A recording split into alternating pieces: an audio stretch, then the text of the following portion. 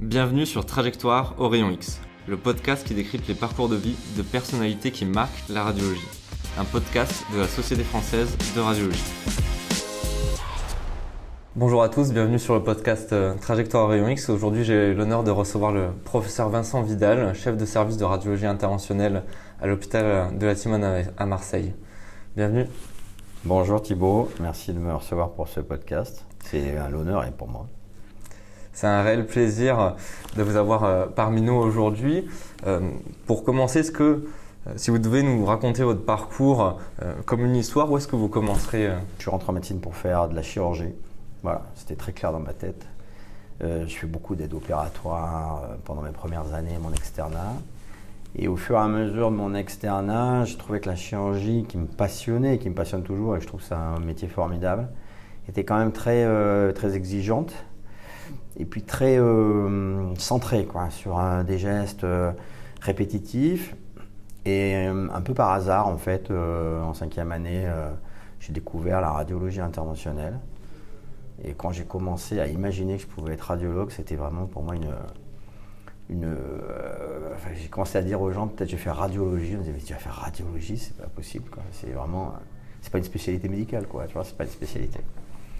Et finalement, c'est devenu une évidence que la radiologie interventionnelle, je répondais à mes envies en fait. Parce que d'abord, il n'y a pas de segmentation, on peut faire des enfants jusqu'aux vieillards, on peut passer par tous les organes, il y a de la technologie, il y a des possibilités de choses tellement différentes que ça, voilà, c'est devenu finalement une évidence.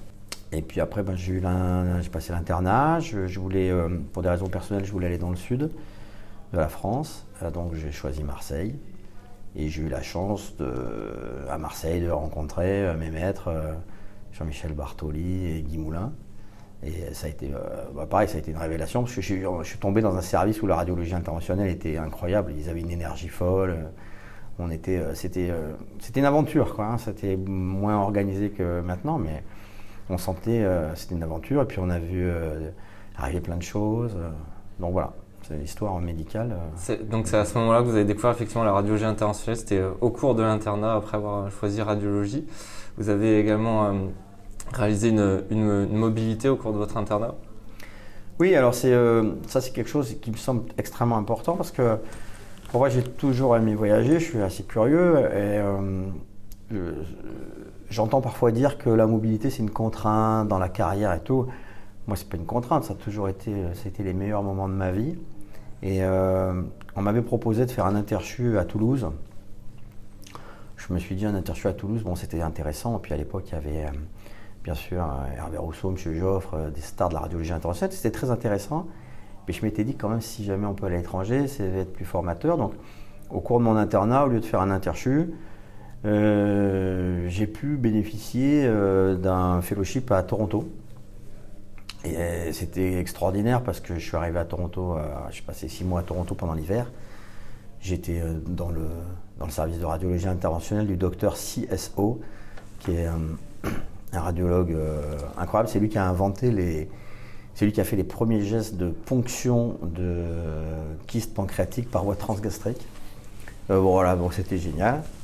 Et puis ça m'a permis de parler anglais, ça m'a permis de voir des choses complètement, des systèmes d'organisation complètement différents. Ça c'est extrêmement important, de voir des systèmes d'organisation différents parce qu'on a l'impression que tout est comme chez nous. En fait, dès qu'on part, des choses qui sont interdites chez nous sont obligatoires à d'autres endroits ou des choses qui sont obligatoires chez nous sont interdites ailleurs.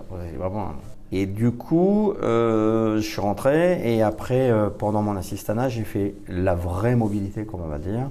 Où là, je suis reparti au Canada, mais je suis parti au Canada au CHU de Montréal.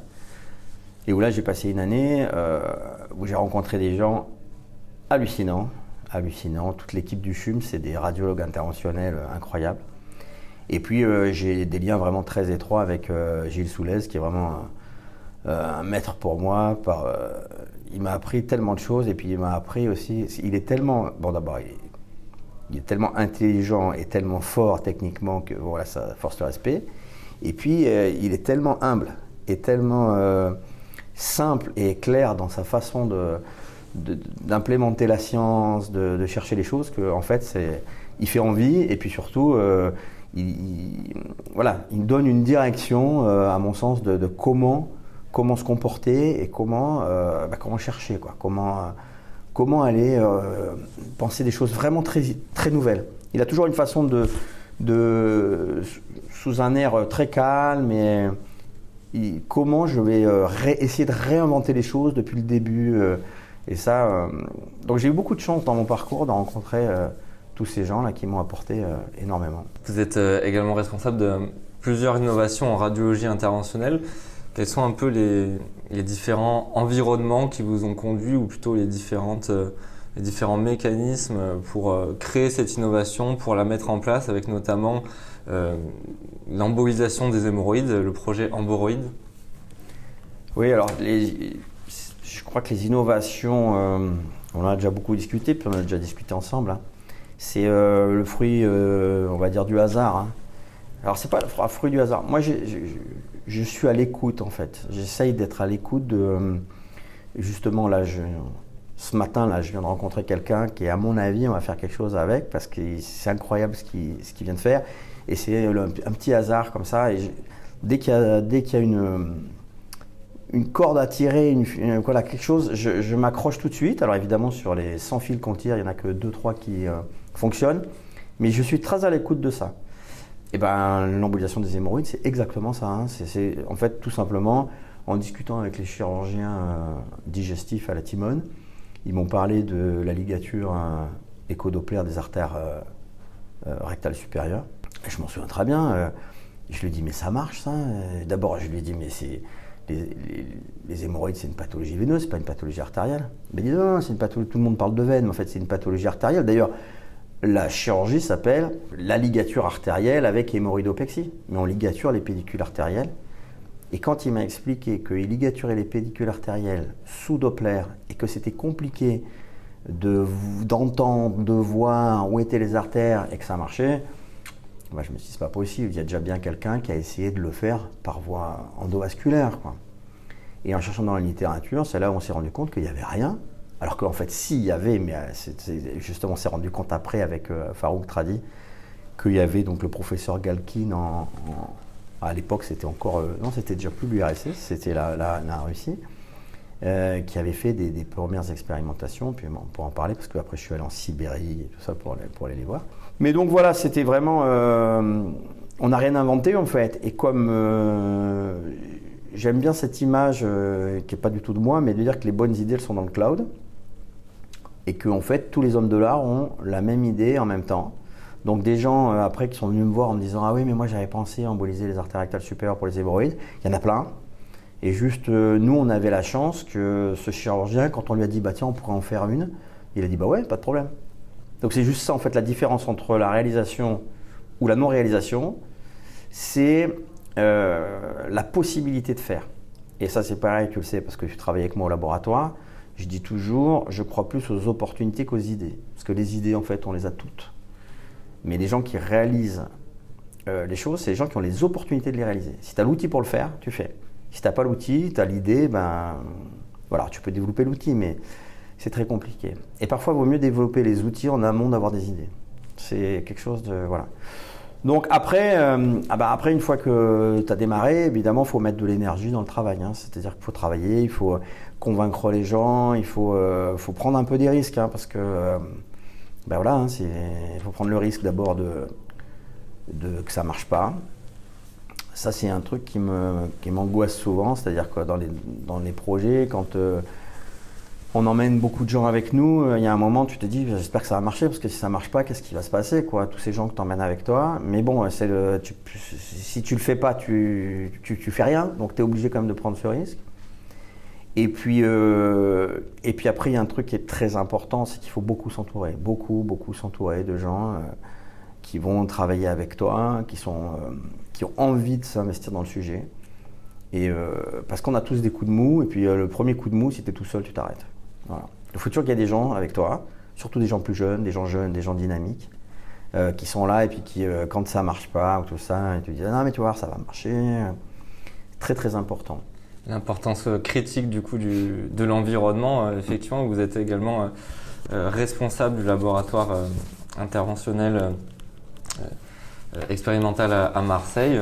Est-ce que vous pouvez nous dire un mot un peu sur cette structure particulière qui permet de réunir effectivement plusieurs disciplines et de faire ces travaux collaboratifs? Là, une fois de plus, c'est, j'ai envie de dire, le fruit du hasard. Hein. C'est-à-dire que c'était un tout petit laboratoire où il y avait finalement plus. C'était une petite équipe d'accueil où il y avait 4 personnes, puis 3 personnes, puis 2 personnes. Puis un jour, on m'a dit ça va fermer. Et j'ai eu la chance, une fois de plus, de rencontrer des gens, alors Jean-Michel Bartoli, et puis d'autres personnes à la faculté, qui ont dit non, il ne faut absolument pas que ça ferme. Moi, je n'étais pas convaincu du tout. Hein. Je m'étais dit, ça va fermer. Et puis, voilà, ça va fermer. Et puis, des gens au-dessus qui disent non, tu ne te rends pas compte, tu as ça, une fois que ça sera fermé, il n'y aura plus rien, on ne pourra plus rien rouvrir et tout. Donc, j'ai dit, ok, moi, j'ai fait beaucoup confiance à mes maîtres, à mes pères. Et je leur raconte souvent. Jean-Michel Bartoli, par exemple, c'est typique un geste endovasculaire en disant « Ah, je vais essayer de faire ça, je vais faire ça et tout ». Et il me dit « Écoute, moi j'ai essayé 3-4 fois, ça ne marche pas. Mais fais-le, tu verras et tout. » Alors je vais quand même essayer, puis en fait ça ne marche pas, voilà. Donc il faut être innovant, mais bon, quand même, les gens qui ont de l'expérience, en général, il faut les écouter. Et du coup, de ce petit laboratoire, on a maintenu en disant on va essayer de trouver des gens qui ont des envies avec des protocoles de recherche, de développer. Ça se prête tellement bien à la radiologie interventionnelle parce qu'on a tellement d'idées pour aller à droite, à gauche, que on a agrégé des gens qui sont venus, plus 1, plus 2, plus 3. Et on a eu encore un coup de chance, c'est-à-dire qu'on était au 6e étage de la faculté de médecine, dans des locaux qui étaient vieux, restreints. Et il s'est monté le CIRIMED, le centre de recherche européen en imagerie médicale. Et comme il fallait faire un conglomérat des gens qui recherchaient en radiologie, en imagerie, on nous a demandé est-ce que ça vous intéresse. Donc là, évidemment, on a dit oui, ça nous intéresse beaucoup. Et à l'époque, donc, qui était avec le professeur Benjamin Guillet, qui est le directeur du centre, on a commencé à nous présenter des plans. Donc on a pu travailler dès le départ sur où est-ce qu'on allait mettre les salles. C'était un peu surréaliste d'ailleurs, parce qu'on parlait de dizaines de millions d'euros. On ne savait pas comment l'argent allait arriver exactement avec les fonds FEDER, pas les fonds FEDER. Donc c'était comme si on avait eu un gros gâteau à manger, mais on ne savait pas par quel bout l'attaquer, mais on ne savait pas si on aurait le gâteau non plus, parce que pendant plusieurs années, c'était oui, on va avoir l'argent, non, on ne va pas avoir l'argent. Donc c'était quelque chose d'hypothétique, mais finalement on n'a pas lâché. Et on s'est retrouvés, ça marchait, donc les fonds sont arrivés, le laboratoire, le CIRIMED est sorti de terre. Et quand il est sorti de terre, c'est pareil, on nous a dit bon les gars, vous avez fait une coquille vide quoi. Vous avez construit un bâtiment, mais il n'y a rien dedans. Enfin, il n'y a rien dedans, il y avait des machines, mais il n'y a pas de gens pour chercher, vous n'êtes pas assez nombreux. Alors une fois de plus, je reviens sur les opportunités. Là, on a eu peur, parce qu'on s'est dit waouh, on a créé toute cette chose-là, et comment on va faire maintenant pour la faire travailler? On ne peut pas dire aux gens qui nous ont fait confiance, dans 5 ans, non, on met la clé sous la porte, et puis il n'y a plus rien. Et comme on avait ces machines, comme on avait l'opportunité, en fait, on a trouvé plein de gens pour venir travailler. Maintenant, on n'a plus assez de place.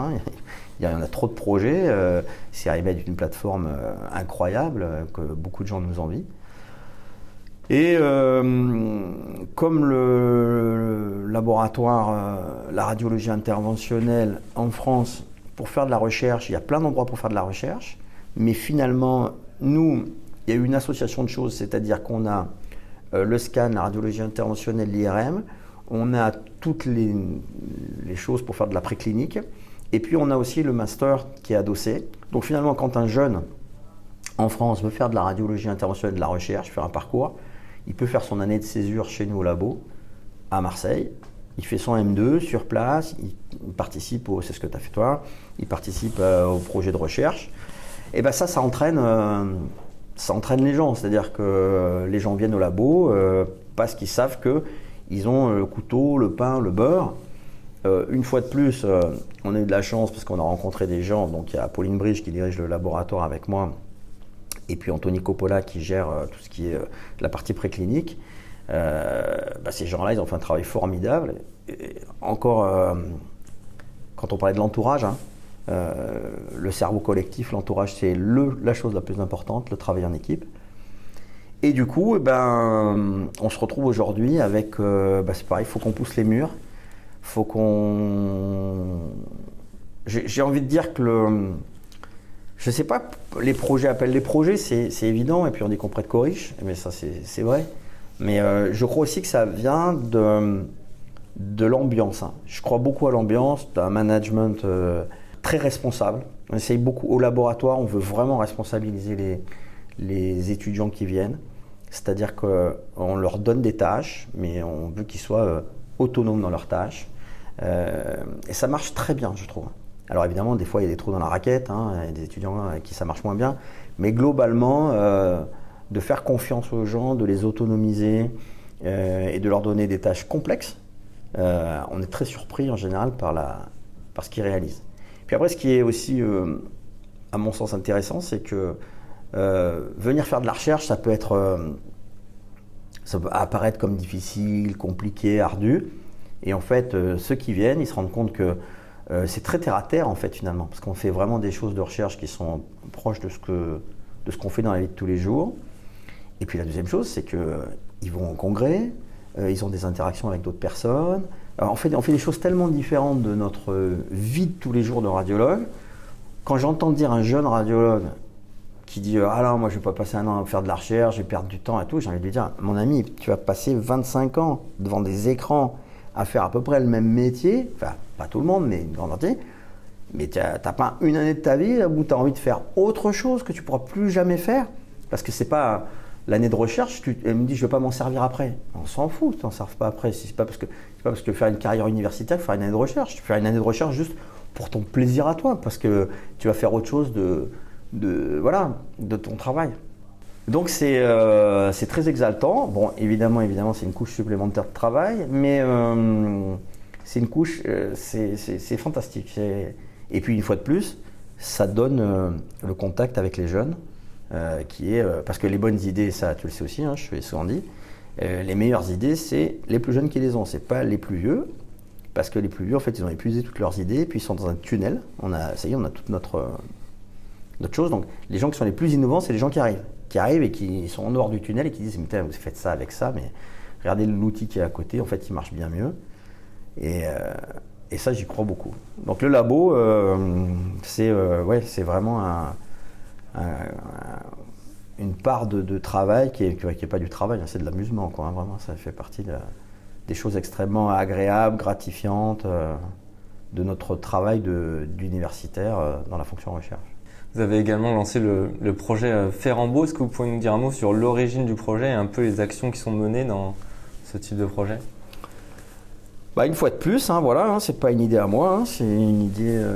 On était en Égypte avec donc le professeur Jafar Golzarian, qui est donc le chef de service de Minneapolis, enfin qui était, parce que maintenant il travaille dans son OBL qui s'appelle North Star à Minneapolis. On était ensemble au Caire, et puis il m'a proposé d'aller passer la journée à Alexandrie. Et puis moi je voulais pas trop y aller parce qu'il y avait beaucoup d'heures de voiture et tout. Mais il faut que tu viennes, on n'ira plus jamais à Alexandrie si on n'y va pas aujourd'hui, tout ça. Bon. Donc on est parti à Alexandrie tous les deux. Effectivement, on a passé une très bonne journée. Effectivement, il y avait beaucoup de voitures, mais c'était super. Et puis au cours du repas, il me dit « Je ne comprends pas pourquoi on n'est pas capable de faire un stent à $20 ». Ce qu'il me dit, c'est quand même incroyable. Alors, typique, là, on parlait d'Afrique, on parlait de pays émergents, mais même en Égypte, hein, surtout encore, je ne sais pas comment ça a évolué, mais si tu fais une douleur thoracique, il faut presque que tu ailles acheter le stent toi-même qui va coûter 1 000 €, puis que tu l'emmènes et on va te le poser. Très bien d'ailleurs, parce qu'il y a beaucoup de très bons cardiologues interventionnels et beaucoup de très bons radiologues interventionnels. Mais il y a cette limitation du matériel. Et il me dit quand même un stent, alors ça ne sera peut-être pas le meilleur stent du monde, mais on doit être capable d'usiner un stent pour $20 ou $30. Bon, moi les stents, ça ne m'intéresse pas tellement, ce n'est pas le cœur de mon métier. Mais en rentrant, et je m'en souviens très très bien, parce que j'étais dans l'avion, c'était un avion de nuit, enfin c'était le soir, je me suis dit, il a raison, Jafar, pourquoi on n'a pas des produits d'embolisation qui ne coûtent rien? Alors il y a le gel foam, évidemment, qui ne coûte pas grand-chose. Mais je veux dire, on devrait travailler comme ça. Et puis, on est passé au-delà du prix. C'est-à-dire qu'en fait, le problème de nos amis dans les pays émergents, c'est la distribution. C'est-à-dire qu'en fait, même les produits qui ne coûtent pas cher, comme le gel foam, en fait, il y a des endroits où ils n'ont pas accès parce qu'ils ne peuvent pas l'acheter. C'est pas qu'ils ne l'achètent pas parce qu'ils n'ont pas d'argent. Ils ne l'achètent pas parce qu'en fait, ce n'est pas distribué. Ils ne peuvent pas l'acheter, ils ne savent pas où l'acheter. Donc là, ça a vraiment changé le concept de dire on ne va pas dans le pas cher, on va dans le disponible. Et alors là, là c'est la partie géniale de notre boulot, quoi. C'est-à-dire, qu'est-ce qu'on pourrait utiliser qui soit disponible. Donc, c'est pareil, je me souviens très bien. Hein, je ne suis pas un très gros dormeur. Et une nuit, je me suis dit, en fait, il y a un truc qui est hyper simple à utiliser. Il y en a partout, c'est du coton, quoi. Alors, je me dis, du coton, il y a du coton stérile dans tous les hôpitaux. C'est végétal, c'est génial. Donc j'ai failli appeler Pauline à 4h du matin, mais bon, je me suis dit, bon, c'est 4h du matin, donc j'ai attendu 7h, 7h30, 8h. Bon, je lui dis, voilà, il faut absolument qu'on essaye avec du coton pour voir. Donc on a essayé avec du coton, et on s'est rendu compte que ça fonctionnait très bien d'un point de vue occlusion. On pouvait occlure les vaisseaux avec du coton. Par contre, ça entraînait beaucoup d'inflammation, il y avait des grosses adénopathies, tout ça, comme un textilome en fait. Donc c'était pas très satisfaisant, et puis c'est pas très facile à manipuler le coton en fait, parce que tu peux pas le faire passer entre deux robinets, par exemple, ça bouche le robinet. Et on discutait avec Benjamin Guillet, donc du centre, et on parlait donc du coton, des fils de coton, puis mais des fils de suture en fait. Les fils de suture, il y en a, c'est stérile, il y en a partout. Donc on dit bien sûr là c'est beaucoup plus évident. Donc on se dit on va commencer à travailler avec des fils de suture. Donc vu qu'on a le labo, qu'on a tout pour faire, les simulateurs, le préclinique, on a essayé avec des fils de suture résorbables, des fils de suture non résorbables. Et on a vu que ça marchait bien, qu'on pouvait occlure des artères. Donc quand j'ai commencé à en parler, une fois de plus, je me retrouve, je ne sais plus où on était, et j'en parle au professeur Louis Boyer. Il me dit, mais quand on était jeune et qu'on avait de l'embolisation et qu'on ne savait pas avec quoi emboliser, on embolisait avec des bouts de guide, avec des bouts de fil de suture, c'est-à-dire qu'on n'a encore rien inventé. Alors c'est juste que on remet au point des choses qui... en parallèle de ça, moi je connaissais très peu de gens en Afrique à cette époque, mais on avait un radiologue du Sénégal qui avait passé du temps chez nous, notamment en neuroradio, et qui m'a rappelé juste à ce moment-là pour d'autres choses par rapport à son cursus universitaire, et je lui dis, tu sais, ça serait bien là, parce qu'on est en train de réfléchir à développer des agents d'embolisation qui coûteraient vraiment pas cher et tout. Il dit, putain, ça nous sauverait la vie, quoi, parce qu'en fait, on est bloqué. On a notre table de rayon X, on a les patients qui saignent, mais on n'a pas ce qu'il faut pour... Donc je lui dis, écoute, on vient à Dakar. Et là, une fois de plus, Jean-Michel Bartoli, je lui discute, il me dit, ouais, allez, viens, on part à Dakar dans 2 mois, on part à Dakar, on va voir. Donc on part avec Benjamin Guillet, Jean-Michel Bartoli, pour faire... C'était pas pour faire des cas, c'était pour comprendre. Et là, on comprend très bien, on rencontre plein de gens, on visite les hôpitaux et on voit qu'en fait, il y a les tables, il y a tout ce qu'il faut et qu'en fait, il y a des gens qui ont été formés, mais ça ne démarre pas parce qu'il manque du matériel, il manque des... Enfin, c'est vraiment le pied à l'étrier, quoi. On voit le patron du SAMU national du Sénégal qui nous dit, je lui explique l'embolisation, évidemment je vais lui expliquer parce que c'est l'hémorragie de la délivrance, le focus que j'avais et que j'ai toujours.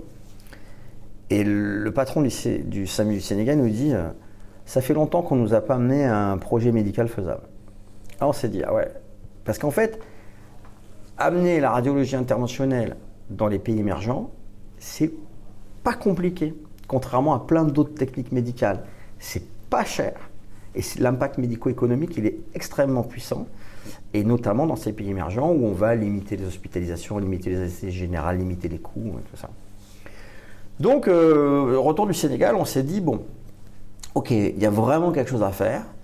Et à partir de là, on a dit, on va commencer avec Dakar. Donc avec Dakar, après donc on est reparti avec des médecins, avec des manipulateurs, c'est très important parce que il fallait former aussi des manipulateurs. Et on a commencé à faire des cas en sachant que l'hémorragie de la délivrance, alors on peut agir sur plein de choses, parce qu'il y a toute la partie percutanée, des drainages simples et tout ça, parce qu'il y a des gens qui meurent de suite de chirurgie parce qu'en fait ils ont des abcès qui ne sont pas drainés. Il n'y a rien de plus simple que de drainer un abcès, mais bon, c'est pas drainé. Mais notre focus, c'est vraiment l'hémorragie de la délivrance. Et l'hémorragie de la délivrance, c'est quelque chose... je ne sais pas pourquoi je suis hanté par ça, parce que heureusement, il n'y a pas d'histoire familiale que je connais de ça.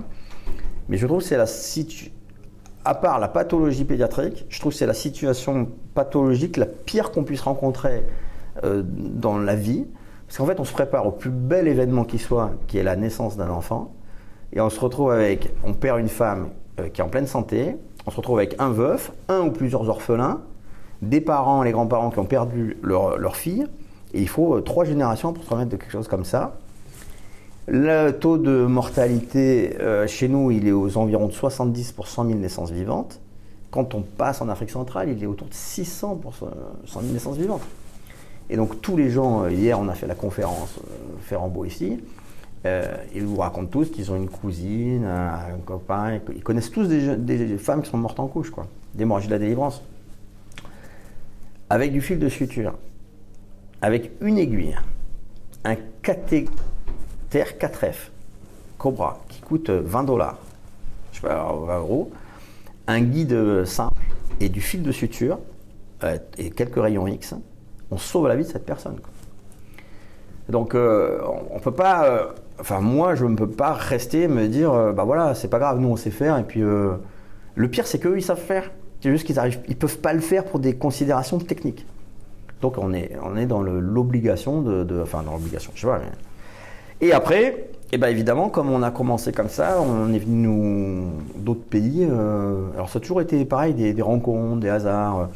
On a rencontré Fils Tim. J'étais dans un congrès en Italie. Et Fils, qui est d'origine camerounaise, qui est italien, comme il avait fait Ferrambeau, il a dit bon, je vais aller au congrès, je vais aller discuter avec Vincent. Il est venu me voir, il m'a dit tu sais, moi je suis du Cameroun, je pense qu'on pourrait faire ça et tout ça. Et quelques mois avant, il y avait des Camerounais qui m'avaient appelé, mais c'est compliqué s'il n'y a qu'un appel, donc on avait échangé. Et puis quand Fils il est arrivé, qui m'a dit qu'il faut qu'on y aille, on s'est posé après le congrès, on a bu 2-3 bières, on a dit bon allez c'est bon, dans 2 mois on part au Cameroun. Et donc on est allé au Cameroun. Là, on est allé dans plein de pays. Par exemple, on est allé au Togo parce que la femme de Guillaume Bessel est togolaise. Donc il est venu me voir en me disant tiens, ma femme est togolaise, donc au Togo. Et en fait, tous les pays se sont faits petit à petit. Le Congo-Kinshasa avec Jacques-Aimé Bozo, qui est un radiologue interventionnel congolais, donc de RDC, qui est incroyable parce qu'il développe de la recherche aujourd'hui, je ne peux pas tout développer, mais il fait à peine de la radiologie interventionnelle, il débute, mais il fait déjà de la recherche en radiologie interventionnelle sur les embolisations spléniques pour la drépanocytose pour les enfants. Voilà, donc de proche en proche, avec nos moyens, on a fait ce qu'on a pu. Donc on est allé au Sénégal, en Côte d'Ivoire, au Togo, au Cameroun. On a fait l'émission, alors pas nous directement, mais au Tchad avec Amandine. Alors les histoires d'Amandine, par exemple, c'est incroyable parce que la pionnière de la radiologie interventionnelle tchadienne qui est arrivée, puis après Barak. Avec des histoires folles, parce que Amandine, en venant en France, en plus, elle a rencontré son mari. Enfin, c'est toujours des histoires intriquées. Et alors, c'est intéressant parce que c'est du Lelouch, vraiment. Toutes ces histoires, c'est du Claude Lelouch. Et c'est Claude Lelouch qui est le parrain de notre association, pour d'autres raisons, parce qu'en fait, on a fait des courts-métrages sur la radiologie interventionnelle. Mais c'est exactement ça. C'est-à-dire qu'en fait, on a vraiment l'impression d'être interconnecté avec tous ces gens de très bonne volonté, qui veulent débuter la radiologie interventionnelle.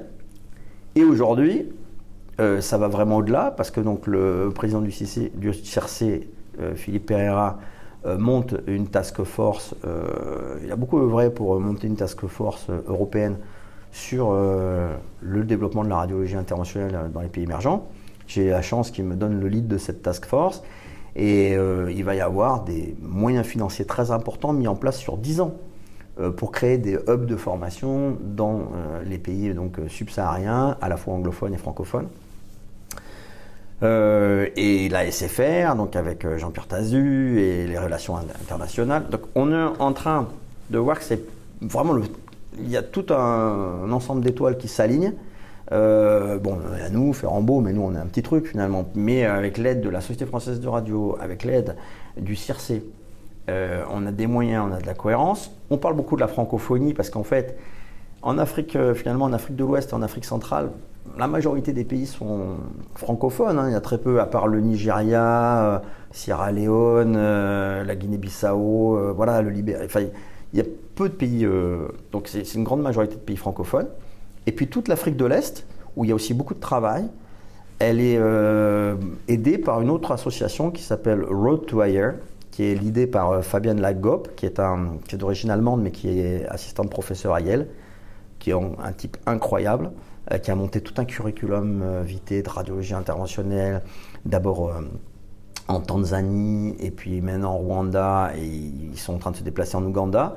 Et on travaille beaucoup aussi avec eux.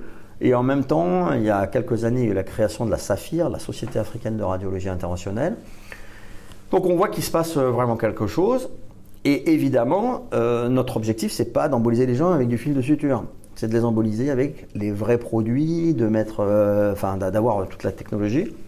Donc c'est un mouvement vertueux parce que les industriels se rendent compte qu'effectivement, il y a un marché qui est énorme, parce qu'il y a 1 milliard de personnes en Afrique, et qu'il faut absolument qu'ils soient là. Alors, les compagnies, ces compagnies n'ont pas vertu à être des compagnies philanthropiques, mais enfin, c'est des compagnies qui sont là pour servir justement du matériel.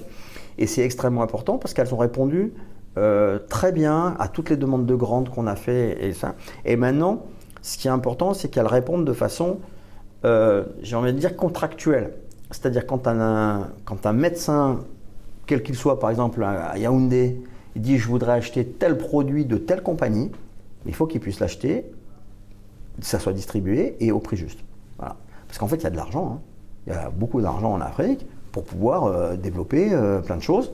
Mais c'est vraiment cette relation de où est-ce que je peux acheter. La compagnie ne distribue pas parce que finalement les marchés ne sont pas suffisamment importants aujourd'hui, ne sont pas assez intéressants. Et nous, on a une pression énorme à leur mettre en leur disant il faut que vous soyez sur place, il faut que vous fassiez ce job. Voilà. Donc j'ai envie de dire que dans les 10 ans à venir, on va avoir un développement de la radiologie interventionnelle en Afrique qui va être incroyable. On peut prendre un exemple simple. Hein. Yaoundé, il y a 3 ans, 0 radiologie interventionnelle. 0. Aujourd'hui, si on parle que de l'embolisation, tous les mercredis, il y a une journée par semaine où Eric Magny embolise. Il fait des fibromes. Voilà. Donc elle est partie de 0 et aujourd'hui, on a déjà à l'hôpital de Yaoundé, une journée par semaine. Et il y a déjà 3 personnes qui ont été formées, ça se développe, et Douala se développe. Donc on voit très bien que ça marche bien. Voilà. Un conseil pour ceux qui aimeraient s'investir du coup dans le projet Ferrambault? Très facile, hein. Ils viennent nous voir. Alors il y a un site qui s'appelle ferrambault.fr déjà. Donc vous pouvez aller voir sur le site. Et puis après vous nous contactez, on est facile à trouver. Et il y a de la place pour tout le monde. Voilà. Donc toutes les bonnes volontés sont les bienvenues. Pour revenir un peu à l'innovation, aux différents projets, vous avez également développé d'autres projets qui ont toujours attrait à la radiologie interventionnelle avec des structures différentes, notamment la création d'entreprises, qui est quelque chose auquel on n'est pas vraiment sensibilisé, et aussi la question du transfert d'innovation, qui est un peu l'environnement qu'on doit mettre en place pour pouvoir innover, porter ces projets de recherche. Oui, alors c'est quelque chose qui est particulier parce que c'est pas du tout dans notre scope. Hein, on n'est pas entreprenant au sens de l'entreprise. Nous en médecine, on ne nous a pas appris ça. On nous a même dans notre cursus hospitalo-universitaire, ça a changé, hein, mais c'était pas forcément bien vu. Hein, voilà. Alors que faire de la recherche et pas faire le transfert de techno, en fait, ça n'intéresse personne. Et d'ailleurs, la loi Allègre, elle a été faite pour ça. Elle a été faite pour que les gens qui fassent de la recherche à l'hôpital, enfin, on parle de nous, donc des médecins qui font de la recherche, si jamais ils ont un transfert de techno, qu'ils puissent le faire. Parce que sinon, est-ce que vous allez dépenser de l'énergie pour développer un produit pour qu'il serve à personne? Non, ça n'a pas de sens. Voilà. Bon, après, une fois de plus, le produit qu'on a développé en Bobio, c'est encore toute une série de circonstances pour expliquer les choses exactement comme elles se sont passées. Je m'en souviens là comme si c'était hier, parce que je peux même vous dire que c'était le 13 novembre 2008. J'étais avec Pierre-Antoine Barral à un congrès de radiologie interventionnelle à Marseille, qui était une réunion de radiologie où on a présenté avec Pierre-Antoine différentes choses. Qu'est-ce que la radiologie? Enfin, c'était quelque chose d'assez général. Et moi, je parlais de la radiologie interventionnelle. Et à la fin de la présentation, il y a une dame qui est venue me voir et qui m'a dit « C'est très intéressant, votre embolisation. Je ne connaissais pas, je connaissais pas les principes d'embolisation. Mais je suis très étonné par contre parce que vous utilisez comme produit. Il y a des plastiques, il y a des solvants, il y a de la gélatine de porc, il y a que des produits à mettre dans le corps qui ne sont pas très propres. » Elle me dit, ça vous gêne pas? Je lui dis, bon, écoutez, très honnêtement, je ne me suis pas trop posé la question. Puis bon, voilà. Une fois de plus, quand je parlais tout à l'heure de c'est les jeunes qui ont les idées parce qu'ils ne sont pas dans le tunnel. Bah, cette dame, elle n'est pas dans le tunnel. Hein. Nous, on est dans le tunnel, on a nos produits, on les utilise. Et elle arrive, elle te percute de côté, elle te dit ça vous gêne pas d'utiliser ça? Bon, non. Et dans la même journée, hein, c'était 10h du matin, ça me fait beaucoup réfléchir. Et à midi, je rentre. Et à cette époque-là, je suivais beaucoup Thierry Marx à la télé parce que j'étais très intéressé par toutes les innovations en cuisine moléculaire. J'avais vu qu'il avait fait des choses pour la NASA, des structures très particulières d'encapsulage. Donc comme je crois, comme je vous dis, je ne laisse pas passer les choses. Hein.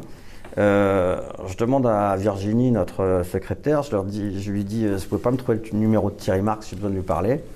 Elle me dit, bah, écoutez, je vais voir. Et elle me rappelle très rapidement après en me disant, bon, c'est bon, je vous ai trouvé un rendez-vous téléphonique avec Thierry Marx la semaine prochaine et tout. Je dis, non, je peux pas l'expliquer ça par téléphone, il faut que je le voie. Donc on me donne un rendez-vous et donc j'arrive quelques semaines après, 2 semaines après, je ne sais pas, au Mandarin Oriental à Paris, où il était, à l'époque où il était chef. Et la première chose qu'il me dit, c'est « Excusez-moi, professeur, de vous avoir fait déplacer. Je vous avais donné un rendez-vous téléphonique pour que vous ne perdiez pas de temps parce que je ne veux pas… Je dis « Non, je suis content, j'ai besoin de vous parler. » Et donc je lui montre sur mon ordinateur portable l'embolisation. Voilà. Et quand on a fini… je lui dis, et c'est lui qui me dit, Thierry, il me dit, mais c'est génial ce que vous faites, c'est vraiment incroyable. Je ne connaissais pas évidemment le problème de la visibilité de la radiologie interventionnelle, qui est un grand souci. Mais je lui dis, je suis sûr que vous ne savez pas avec quoi on embolise les artères. Parce que je lui avais montré l'embolisation, mais je n'étais pas rentré dans les détails. Et il me dit, bah non. Et donc j'avais amené avec moi une plaquette de gel foam, et je lui donne, et il me dit, c'est quoi? Et je lui dis, c'est de la gélatine de porc. Et là, il m'a dit, non, mais c'est pas possible. Si vous ne me dites pas que vous faites ça avec… Même moi, ça, je ne l'utilise plus dans mes cuisines depuis 20 ans. Quoi. C'est pas possible. Et je lui dis, si. Et c'est pour ça que je suis là. Je dis, est-ce que vous pouvez me faire la même texture, mais propre, avec votre cuisine moléculaire? Et Thierry Marx, il n'a pas réfléchi 10 secondes. Hein. Il m'a dit, bien sûr, je vous le fais. Voilà. Et c'est comme ça que c'est parti. Donc, pour les plus jeunes, c'est juste de dire qu'en fait, voilà, une fois de plus, les idées, elles ne viennent pas de nous, c'est du cerveau collectif. Il ne faut pas rater les moments qui sont des moments où les gens, il faut être à l'écoute de ce qu'on vous dit. Il faut être à l'écoute de… Voilà, quand les gens viennent, vous parlent de choses, ça peut toujours déboucher sur quelque chose d'intéressant. Et puis après, donc Thierry Marx, il travaille avec Raphaël Aumont, hein, qui est le professeur de physique des matériaux. Donc ils ont élaboré différents produits. Ça ne s'est pas fait en un claquement de doigts, évidemment. Hein. Il y a différents types de mousse qu'on a testé, qu'on a dit non, ça c'est trop dur, ça c'est pas assez dur. Au final, après pas mal de R&D ex vivo, on est passé à l'in vivo et puis on a vu que ça fonctionnait. Et alors après, une fois qu'on a le produit, arrive le transfert de techno. Alors là, le transfert de techno, c'est très très complexe. Parce que je vous avoue que comment dire, je me sens pas arrêté par ça. Enfin, mais très honnêtement, tout seul, je me serais pas lancé dans une start-up. Et d'ailleurs, je ne me suis pas lancé dans la start-up. J'ai dit non, c'est pas mon histoire. Là, je sors de c'est pas sortir de ma zone de confort, mais je suis carrément au-delà de mes compétences. Je ne vais pas y arriver. Donc, on s'est dit le plus simple quand même, c'était de transférer la techno à une industrie, puis qu'on développerait avec une industrie et tout ça. Donc on a eu des discussions, on a même fait une sorte de pseudo-transfert et puis finalement ça n'a pas fonctionné parce qu'on n'allait pas assez vite, parce que l'industrie n'y croyait pas, enfin bon, peu importe.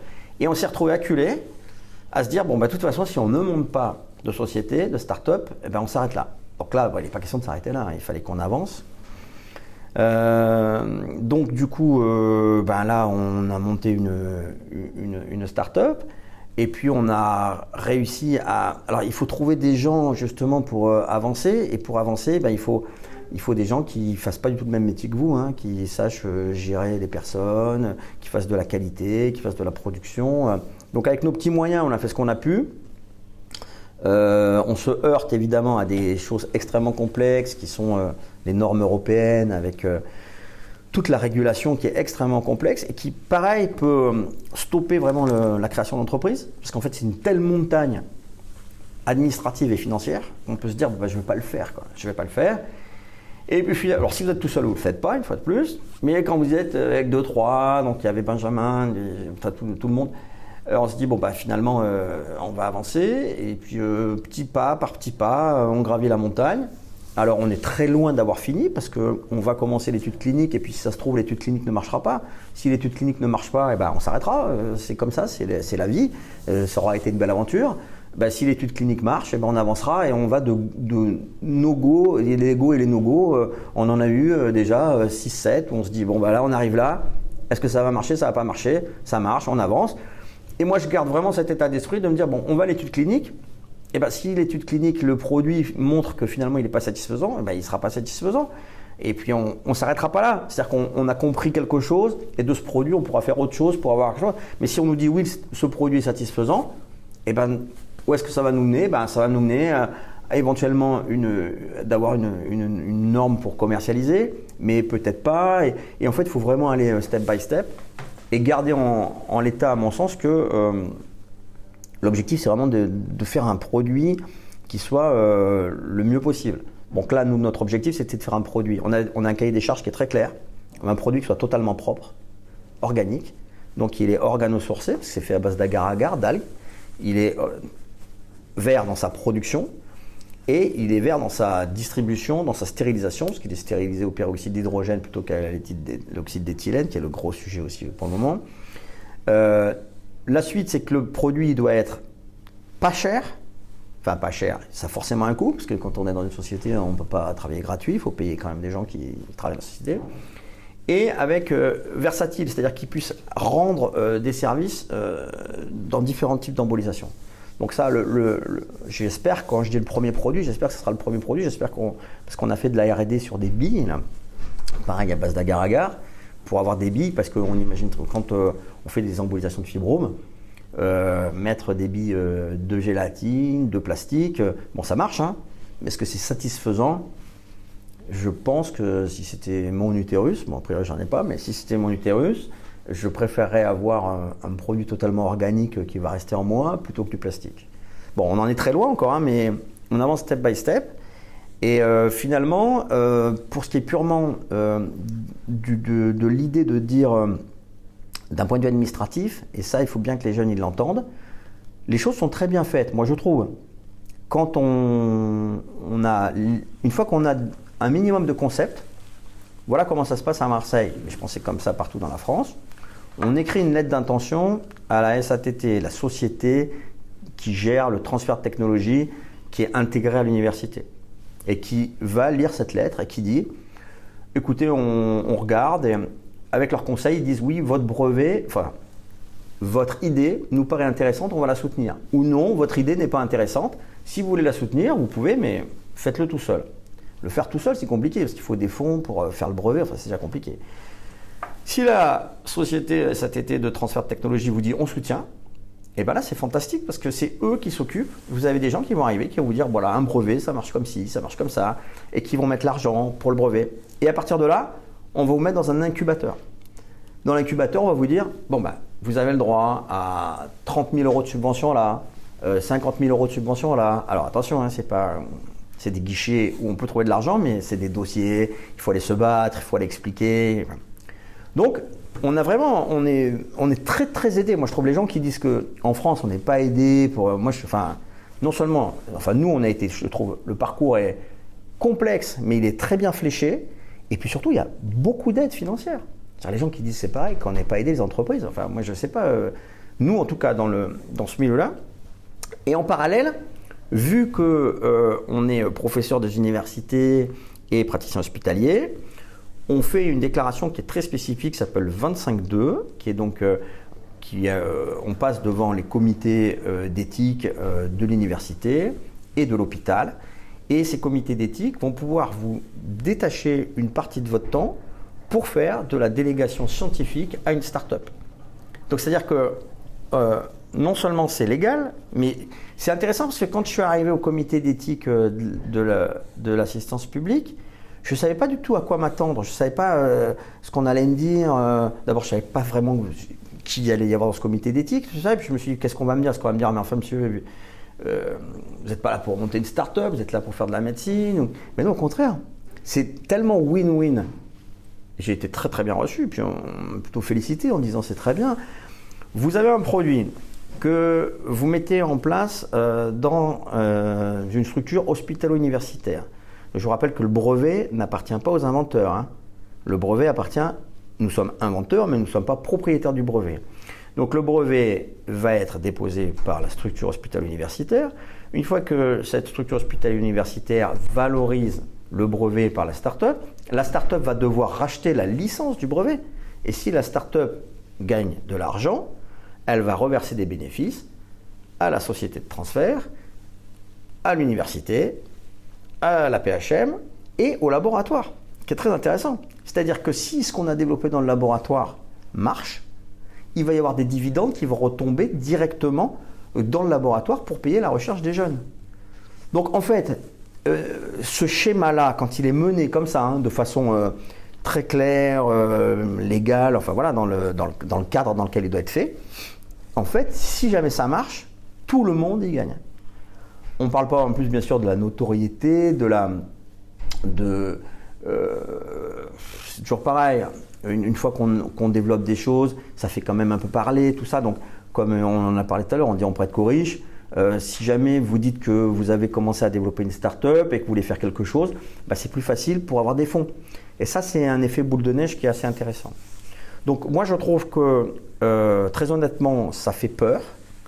Ça m'a fait peur. J'ai pas voulu le faire. Je l'ai fait parce que j'étais un peu obligé de le faire. Voilà.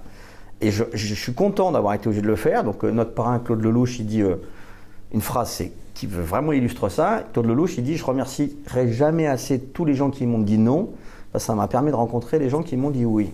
Mais c'est exactement ça.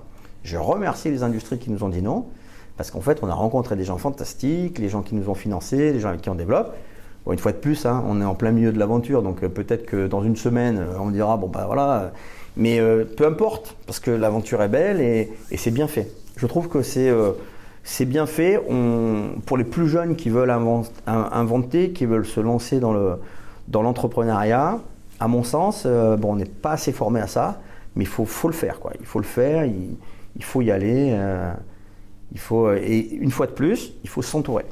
Il faut s'entourer de gens qui savent faire. J'ai entendu beaucoup d'histoires de gens qui avaient de très bonnes idées, mais qui ne voulaient absolument pas partager, qui voulaient se protéger parce qu'ils avaient peur qu'on leur vole, Ça ne marche jamais. Voilà.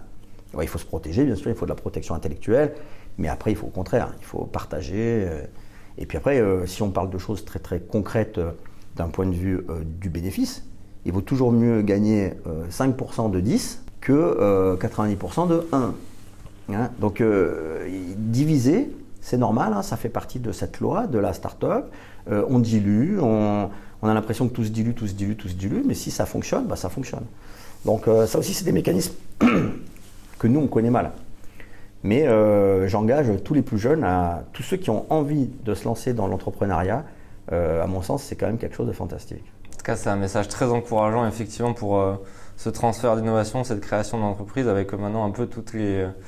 on va dire la recette qui est détaillée en détail pour qu'ils aient toutes les cartes en main pour pouvoir entreprendre là-dessus. On a beaucoup parlé de transfert d'innovation. Il y a également la question du transfert de l'enseignement et notamment transfert de compétences avec un projet particulier, avec la formation des astronautes sur le projet IRIS. Est-ce que vous pouvez nous dire un mot sur ce projet ? Oui. Alors une fois de plus, encore un projet, un télescopage qui arrive par hasard, enfin par hasard ou pas par hasard, je ne sais pas, mais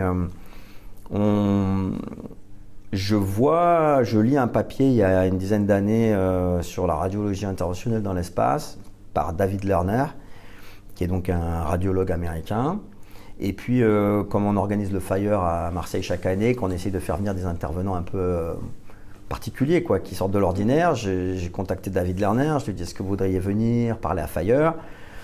Et donc il est venu parler à FIRE, il nous expliquait ce qu'il faisait. Bon, c'est pas grand-chose ce qu'il faisait, mais bon, il s'intéressait à l'espace, à la radiologie, alors l'imagerie, et puis surtout le versant radiologie interventionnelle.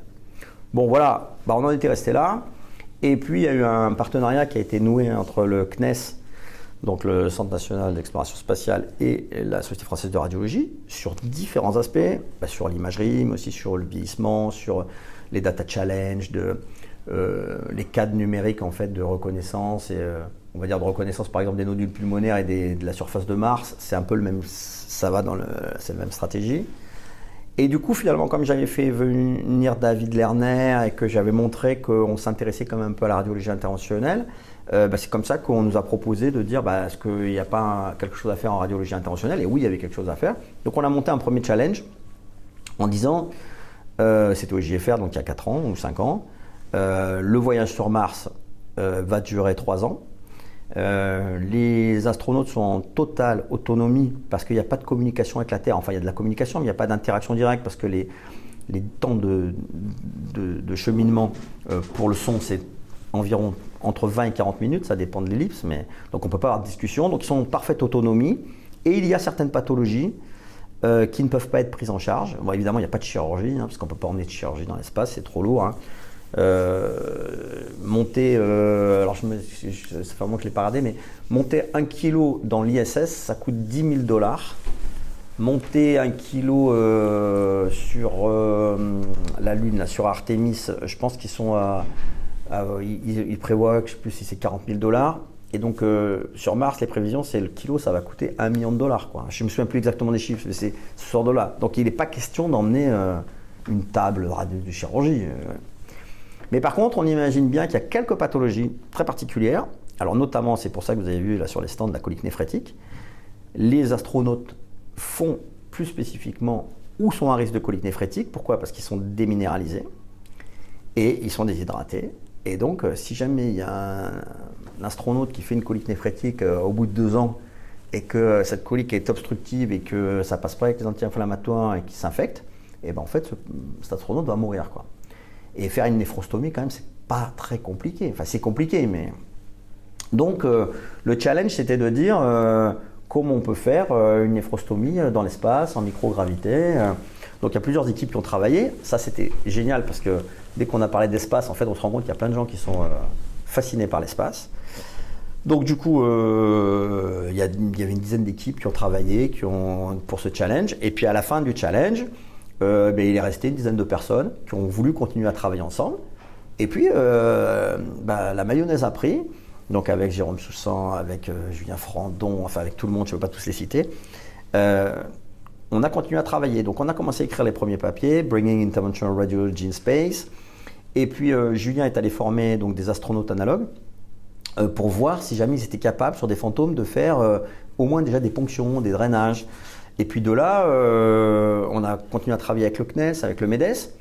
Et on s'est rendu compte, on a été sollicité par les gens qui travaillent dans les terres australes, en disant oui, non mais les terres australes en Antarctique, à la base Concordia, on est isolé pendant 6 mois. Donc s'il y a quelqu'un qui fait une colique néphrétique, c'est le même principe que sur Mars, quoi. On peut pas. Donc en fait, on se rend compte qu'une fois de plus, ce qu'on a projeté pour ce qui se fera peut-être même jamais, c'est-à-dire Mars, peut-être ça se fera pas, ou ça se fera dans 20 ans, en fait, les innovations qu'on est en train de mettre en place, en fait, elles vont servir dans des zones qui peuvent être des zones simples. Alors, ça peut être à Concordia, mais vous imaginez, ça peut être dans la brousse en Afrique, ou c'est pareil, dans un petit dispensaire où il y a juste un petit échographe et il n'y a personne, il n'y a pas de radiologue interventionnel pour faire un drainage. Et sauver la vie de quelqu'un juste parce qu'il y a une boîte à outils simple pour faire un drainage avec des méthodes simples de repérage. Donc c'est là-dessus qu'on travaille. Et puis, je ne peux pas rentrer dans les détails parce qu'il y a beaucoup de détails, mais il y a tout le problème de la microgravité. C'est-à-dire que faire une néphrostomie, c'est simple ici. Mais dès qu'on est en microgravité, il y a plein de problèmes. Un des problèmes le plus simple qui peut être, enfin il y en a plein, mais imagé, c'est-à-dire que quand on draine, évidemment les urines elles coulent sur la table. Alors que là, les urines, elles partent. Et si vous avez une goutte d'urine qui part dans la capsule, le premier circuit électrique qu'elle va rencontrer, elle va griller le circuit électrique. Enfin, il ne faut pas que les fluides soient libres. Enfin, et évidemment, il y a plein de complexités. Donc, c'est pour ça qu'on est très content parce qu'on a été sélectionné pour notre expérience en vol 0G. Donc, au mois de mars, on va aller faire le premier geste de radiologie interventionnelle au monde en vol 0G, en microgravité, pour essayer de comprendre quelles sont les limites, les choses. Et ce groupe de travail, il est extraordinaire parce qu'il associe du diagnostic, de l'interventionnel, des techniques de guidage, du matériel, et puis il nous fait rêver, quoi. C'est vraiment l'histoire de dire, ça fait rêver de parler de l'espace. Et puis, une fois de plus, cerveau collectif. On a bossé, il y a un pilote d'Air France qui est avec nous, il y a des gens un peu de tout horizon, et c'est vraiment extrêmement intéressant. L'importance des rencontres, une fois de plus, du hasard des rencontres pour tous ces projets. C'est ça. Pour conclure sur cette interview, est-ce que vous avez des conseils pour les jeunes internes de radiologie, notamment interventionnels, à prodiguer pour leur parcours, un peu pour... Le conseil, c'est d'être curieux. Je crois qu'on a une chance. Être interne en radiologie aujourd'hui, je trouve ça fantastique. Hier soir, on parlait au cocktail de l'IA avec d'autres personnes. Je suis totalement persuadé que ce qu'on projette de ce qui va se passer dans 10 ans ne se passera pas. Par contre, on va être percuté dans les 2-3 ans encore par d'autres changements. Par exemple, un truc simple. Aujourd'hui, c'est normal que les patients passent des scanners et soient irradiés par des rayons X. Moi, j'ai pas peur des rayons X spécialement. Mais peut-être que dans 20 ans, on dira c'est totalement anormal. On ne veut plus le risque stochastique. On veut que ce risque stochastique, on ne le veut plus. Donc peut-être que dans 20 ans, il n'y aura plus de scans. Je veux dire, ça me paraît pas étonnant, quoi. Je veux dire, on fera peut-être plus que des IRM parce que ce sera. Et même pour nous, en tant que radiologue interventionnel, peut-être que dans 20 ans, les internes de radio diront mais moi, il n'est pas question que je prenne un rayon X. Pourquoi je prendrais un rayon X? Et en fait, c'est vrai, nous, ça nous paraît normal, mais non, c'est pas normal. Donc peut-être qu'on travaillera qu'avec de la robotique, peut-être, je sais rien. Mais je pense que c'est ça donc la radiologie, c'est une spécialité fantastique. Il y a tellement de choses à faire, tellement d'innovations. Pour les plus jeunes, moi, ce que je vous dis, c'est soyez curieux, soyez à l'écoute, faites de la recherche. Faites de la recherche, même. C'est tellement passionnant, tellement intéressant. On peut faire de la recherche dans tout aussi. C'est pas forcément ça peut être de la recherche clinique, de la recherche préclinique, de la recherche fondamentale. Mais intéressez-vous à la recherche. C'est vraiment un des volets de notre métier qui est passionnant. Merci pour ce mot de la fin, professeur Vidal. C'était un plaisir de vous recevoir aujourd'hui. Merci beaucoup, ça me fait très plaisir aussi de partager tout ça avec vous. Si ce podcast vous inspire, parlez-en autour de vous. Rendez-vous au prochain épisode et d'ici là, retrouvez-nous sur radiologie.fr.